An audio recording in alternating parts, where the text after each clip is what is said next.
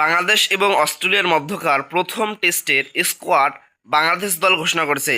বাংলাদেশ দলের স্কোয়াডের কারা কারা জায়গা পেয়েছে এবং কারা কারা নতুন মুখ এবং স্কোয়াডের শক্তিমাত্রা এবং দুর্বল মাত্রা এই নিয়ে আমরা আজকের ভিডিওতে আলোচনা করব, তাই আপনারা ভিডিওটা সম্পূর্ণ দেখুন। প্রথমে আমরা বাংলাদেশের স্কোয়াড নিয়ে আলোচনা করি। স্কোয়াডে কারা কারা নতুন সুযোগ পেয়েছে তাদের আমরা নামটা দেখব। প্রথমত নতুন সুযোগ পেয়েছে স্কোয়াডে তানজিদ হাসান তামিম ওপেনিং ব্যাটসম্যান হিসেবে সুযোগ পেয়েছে এবং দীর্ঘ 5 বছর পর বাংলাদেশ টেস্ট দলে সুযোগ পেয়েছে সৌম্য সরকার। আবার একজন সুযোগ পেয়েছে বোলিং হিসেবে যিনি সুযোগ পেয়েছেন তিনি পেয়েছেন নাহিদ রানার জায়গায়, সেটা হলো মুশফিক হাসান। এবং এখানে বাংলাদেশের বোলিং ডিপার্টমেন্ট যদি আমরা আলোচনা করি, প্রথমত তাসকিন আহমেদ আছে, খালেদ মাহমুদ আছে, হাসান মাহমুদ আছে, তারপরে আছে ইবাদত হোসেন আছে এবং শেষে নতুন প্লেয়ার মুশফিক আহমেদ। বাংলাদেশের ব্যাটিং ডিপার্টমেন্ট যদি আমরা আলোচনা করি, প্রথমত ওপেনিংয়ে আছে সৌম্য সরকার, তানজিদ হাসান তামিম, সাদমান ইসলাম, মমিনুল হক, অমিত হাসান, মুশফিকুর রহিম, নাজমুল হোসেন শান্ত, মেহেদি হাসান মিরাজ, তাইজুল ইসলাম। মাত্র একটা স্পিন নিয়ে বাংলাদেশ খেলবে তাইজুল ইসলাম, এবং বাকি সব ব্যাটার স্পিন হলো একটা তাইজুল ইসলাম। সেখানে নাইম হাসানকে তার একাদশে স্কোয়াডে রাখেনি।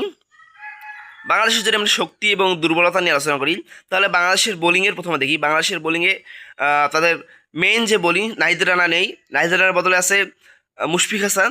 তাকে এই ম্যাচে তারা সুযোগ দিতে পারে এবং তারপর একটা আশা থাকবে যে সে যদি পারফরমেন্স করতে পারে তাহলে তো বাংলাদেশের একটা প্লাস পয়েন্ট থাকবে।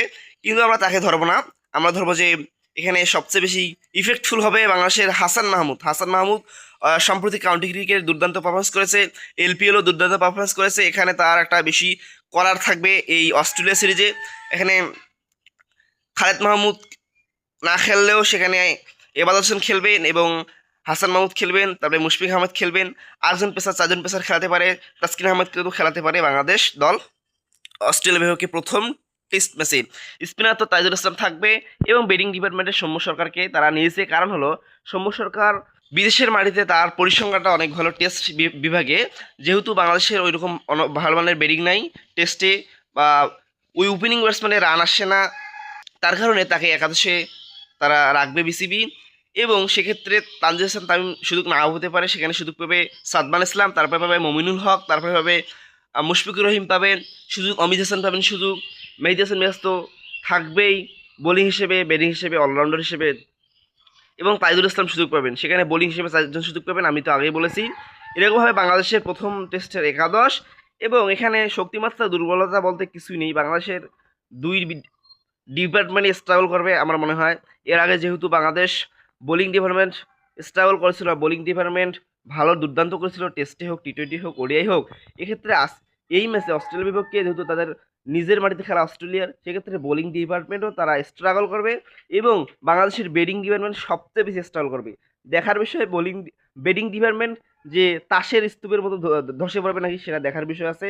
কারণ অস্ট্রেলিয়ার সবচেয়ে শক্তিশালী দল বাংলাদেশ টেস্টে খেলাবে। এখন বাংলাদেশ কীভাবে তাদেরকে স্ট্রাগল করে খেলবে সেটা একটা দেখার বিষয়। আপনারা কমেন্ট করে জানান যে বাংলাদেশের কোন ডিপার্টমেন্ট বেশি স্ট্রাগল করবে, বোলিং ডিপার্টমেন্ট নাকি ব্যাটিং ডিপার্টমেন্ট।